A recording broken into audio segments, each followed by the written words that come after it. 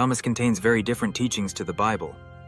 Thomas teaches salvation comes from within, sayings 24:70 and 83, not from Jesus.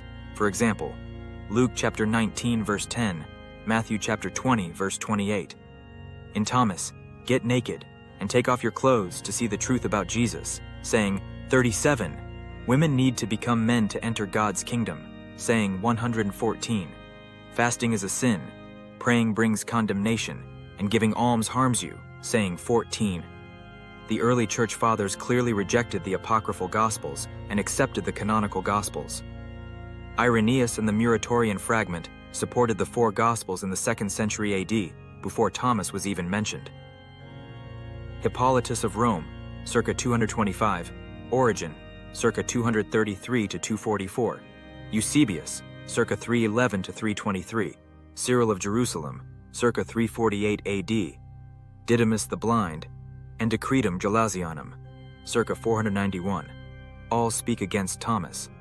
Thomas was not written by Thomas the Apostle. Thomas was likely written in 135 to 200 AD and gets no mention in the 2nd century.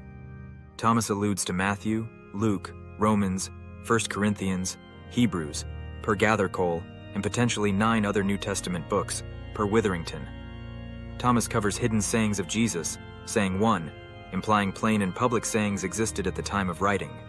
Skeptics Ehrman and Goodacre contend. Thomas adds no historical value. Jesus is presented as a Greek philosopher rather than a Jewish rabbi, saying 13.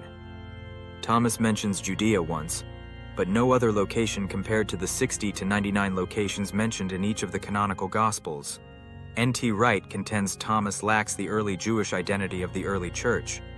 Thomas is full of cryptic, hidden sayings, not records of deeds that are good news for humanity.